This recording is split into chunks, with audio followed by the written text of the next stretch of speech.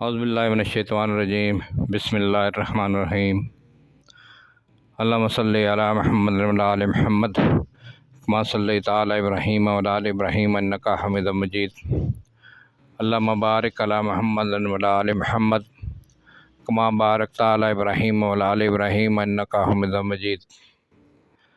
معزز سامعین کرام، السلام علیکم ورحمۃ اللہ وبرکاتہ۔ عبد الرحمن اوان سلسلہ سیرت النبی کے ساتھ آپ کی خدمت میں حاضر ہیں۔ اس سے پچھلی ویڈیو میں نے غزوہ تبوک کے بارے میں بیان کیا تھا، اور آج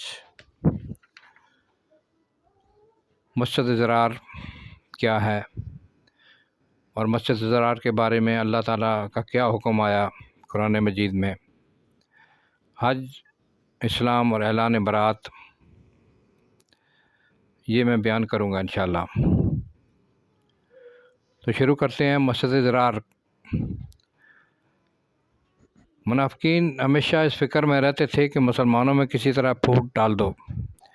ایک مدت سے وہ اس خیال میں تھے کہ مسجد قباء کے طور پر وہیں ایک اور مسجد اس ہیلہ سے بنائیں کہ جو لوگ ذوف یا کسی اور وجہ سے مسجد نبوی میں نہ پہنچ سکیں، یہاں آ کر نماز ادا کر لیا کریں۔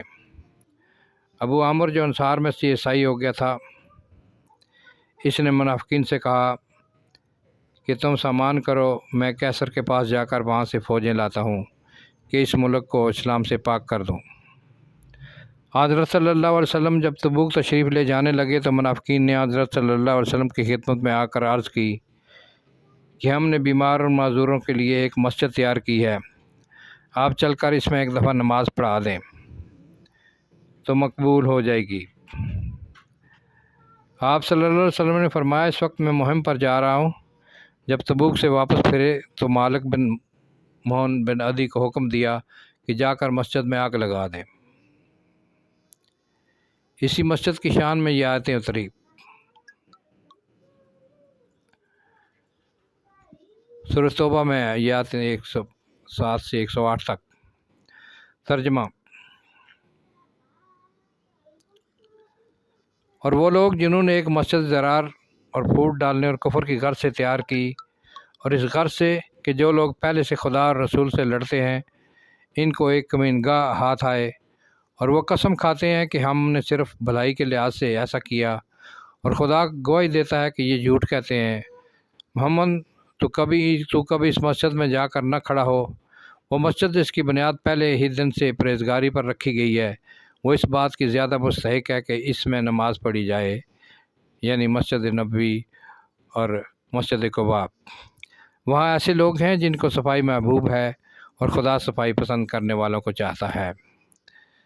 یہ اللہ تعالیٰ نے سورۃ توبہ میں نبی پاک صلی اللہ علیہ وسلم کو بتا دیا اس مسجد کے بارے میں، اس لیے اس مسجد کو آگ لگا دی گئی۔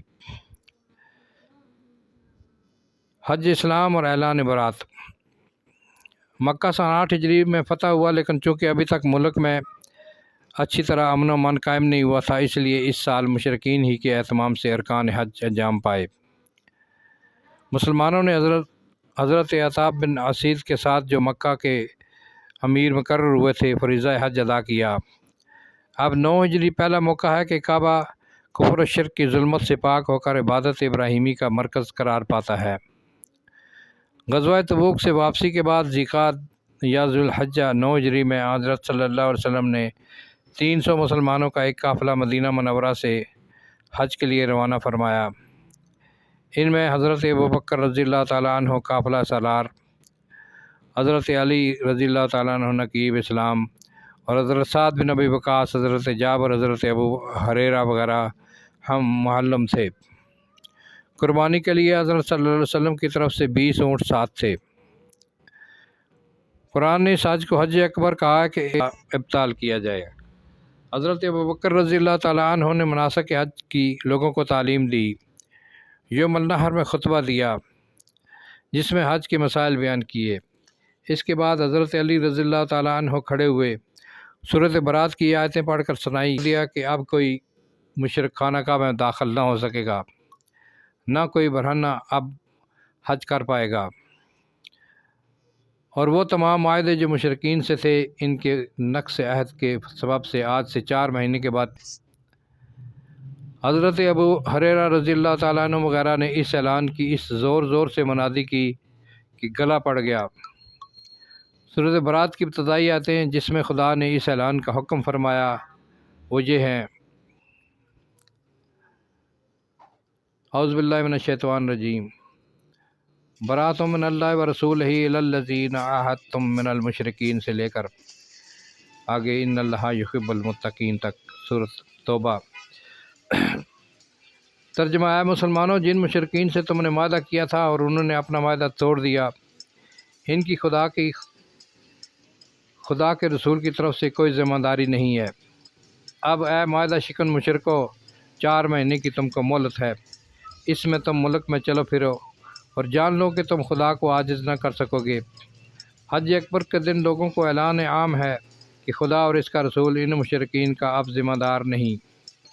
اگر تم نے اے مشرکین توبہ کر لی تو یہ تمہارے لیے بہتر ہے، اور اگر آپ بھی پھرے رہو تو یقین کرو کہ تم خدا کو ہرا نہ سکو گے۔ اے پیغمبر، تو کافروں کو دردناک عذاب کی خوشخبری سنا دے۔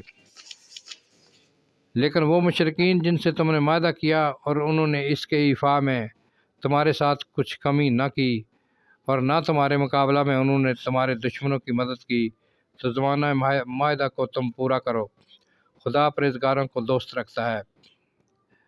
اور اسی طرح آگے سورۃ توبہ آیت نمبر 4: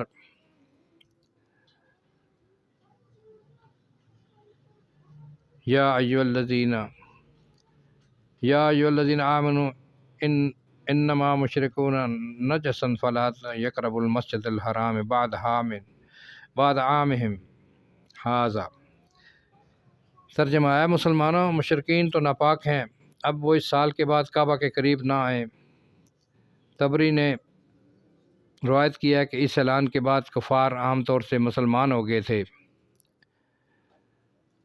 واقعات متفرقہ: 9 سال کے بعد اب ملک میں امن و امان کا دور شروع ہوا۔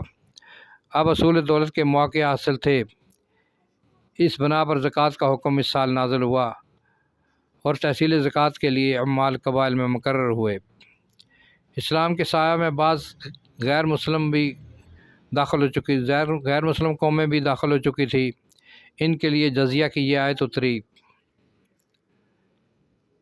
حتی یؤتوا الجزیۃ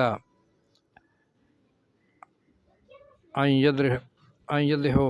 ید ہم صاغرون، تاکہ چھوٹے بن کر وہ جزیہ نہ ادا کریں۔ سود کی تحریم بھی اسی سال نازل ہوئی اور اس کے 1 سال بعد سن 10 ہجری میں حجۃ الوداع میں حضرت صلی اللہ علیہ وسلم نے اس کا اعلان عام فرمایا۔ نجاشی بادشاہ، جس کی ذل حمایت میں مسلمانوں نے چند سال حبشہ میں بسر کیے، اس نے اسی سال انتقال کیا۔ حضرت صلی اللہ علیہ وسلم نے اس کی وفات کا خود اعلان فرمایا کہ مسلمانوں، آج تمہارے برادر صالح نے وفات پائی، اس کے لیے دعائے مغفرت مانگو۔ اس کے بعد نجاشی کے لیے غائبانہ نماز جنازہ پڑھی۔ آج کی میں ویڈیو یہیں پر ختم کرتا ہوں۔ انشاءاللہ اس سے اگلی ویڈیو میں کچھ اور غزوات کے بارے میں بات ہوگی۔ السلام علیکم ورحمۃ اللہ وبرکاتہ۔